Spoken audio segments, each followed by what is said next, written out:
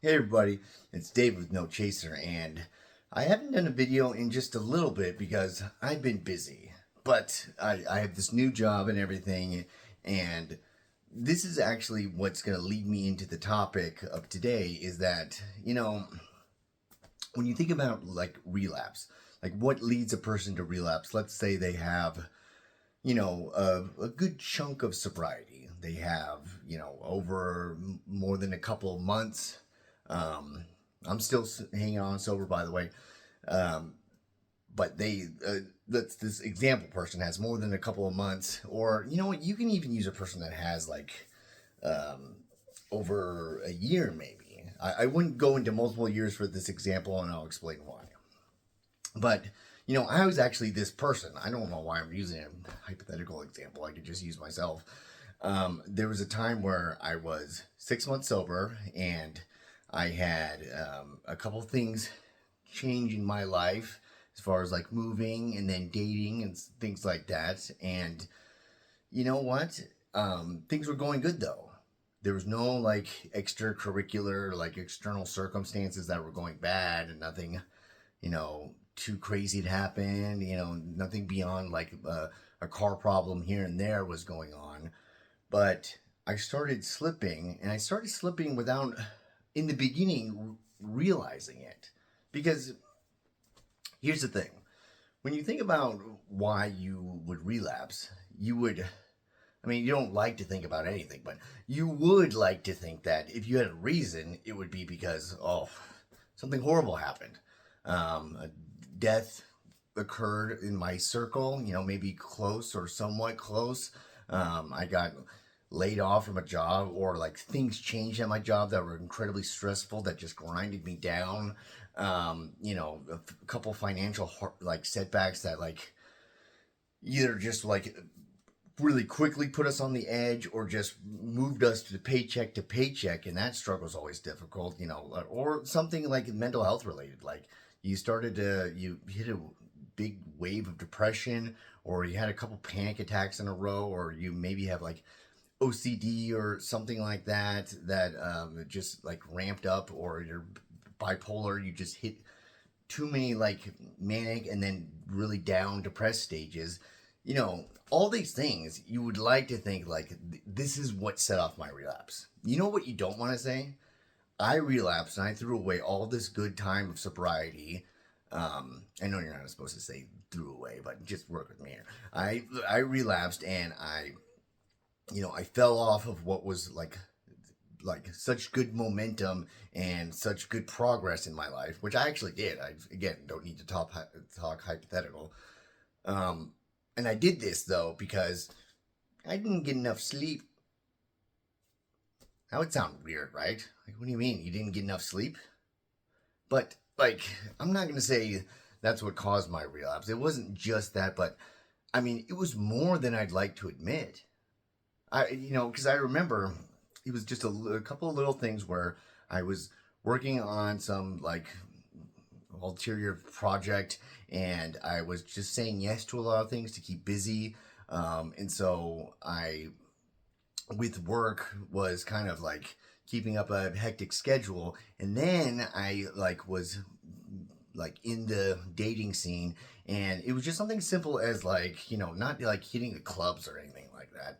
I'm not gonna do that, but I mean just talking to someone, having a good conversation, and maybe going past my bedtime. And like, who wants to say like, I'm sorry, this is like a great conversation we're having, but I need to go to sleep.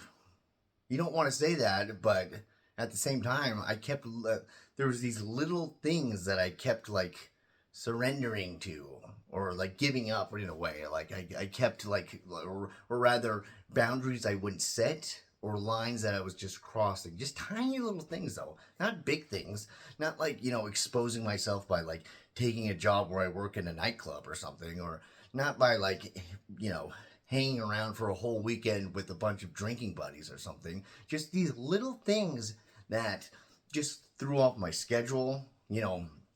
There's a thing that they use in recovery circles, and I think just mental health circles in general, where it's called HALT, where it's like HALT, where it's like hungry, angry, lonely, tired. And like the meaning for this like acronym is that halt, and you need to stop and like check yourself. Like if you're in a bad place, is it because of one of these reasons? Because when we're in a really, even a really bad place, if you're in a really bad place, headspace, mentally and emotionally, we like to think it's because like something's major happening.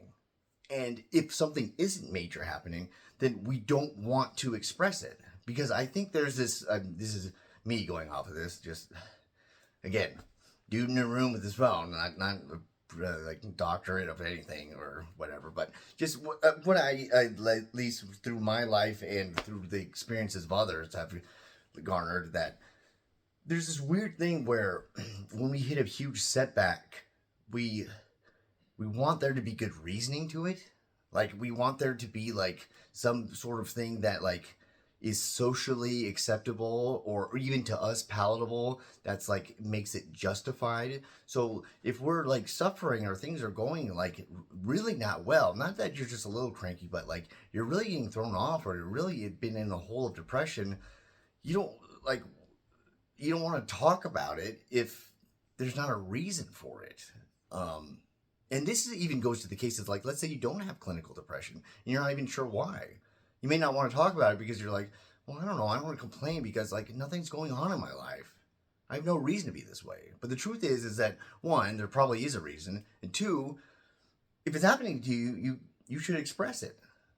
And what I mean is that that first one, that there's probably a reason. It just may be something that doesn't correlate in your mind that you think like you know adds up, or at least like is hold the sort of weight to match your emotional like distraughtness. That can't be a word, but basically the inner turmoil you're having, is like, well, it can't be just because I'm eating like crap. It can't be because like my sleep's getting interrupted. The truth is, it can. Like night after night, day after day. Like for instance, to use a real world example that's holding like in my life right now that I'm a little worried about is that this new job I love doing and I'm really excited for is actually like a career, but I, the way it's been going is that, and it's not actually to blame for the job. It's just, I don't know, kind of how things been are. I've been eating like garbage. Like I'll grab like a gas station slice of pizza and I'll just, I'll have some like meal replacement, like shakes and some Cliff bars here and there, but no real meal. And then when I do have a meal, it's maybe not fast food, but it's like processed, like even a lean cuisine, or whatever. It's probably not the greatest. It doesn't look the greatest. And I just kind of have these things because, it's not even really about money or anything. I just don't have time to like gather up like all the ingredients and stuff and keep them there and then prepare them. And then like, I guess I could meal prep, but then I have to look into meal prepping and then I have to see what like, that whole thing and see if it's even viable. I guess it is money too, because like meal prepping could cost some stuff, but it's just, you know, it's that thing where, man, that's going to require a lot of effort, but the convenience to just do it this way. But the issue is when you just do it that way, when it's convenient just to stay up a little bit later, when it's convenient to just like grab that hot dog or fast food or something like that, that can throw you off. And it's just, you don't think of it that way because it's like, no, it has to be something harrowing. And getting back to like this point of this channel, like, addiction and recovery, is that can be something that, again, maybe not even in and of itself, but could be like something that erodes you a little bit, that brings down your defenses. Think of it as like hurts your immune system, like emotionally, mentally, psychologically, and then it leaves you vulnerable to when some random other thing happens, some craving out of nowhere. Let's say you've been like, 9 months sober and you haven't had cravings or the thought of drinking or using, and then something just overcomes you. Like if you're in a vulnerable place and then that thing just hits, or you have like some weird connection where like an old friend calls or someone offers you something, or you just you go to a gas station and then the shooters just look really good for some reason. And you're like, ugh. Like if you are already predisposed and have been like kind of brought down some, all of a sudden you could just be leaving that gas station with those shooters. All of a sudden you could just be like saying, yeah, I will meet up with you and, you know, do some fentanyl or something like that. Now, you know, the drug thing is always a little aside here, but you know, I've talked on and off about like the difference of drugs and alcohol as far as being addicts and like holding off on like, you know, triggers or cravings or the temptation. And, you know, I've heard a lot of addicts be like, I don't know how you alcoholics do it because it's like all over the place, you know, it's everywhere.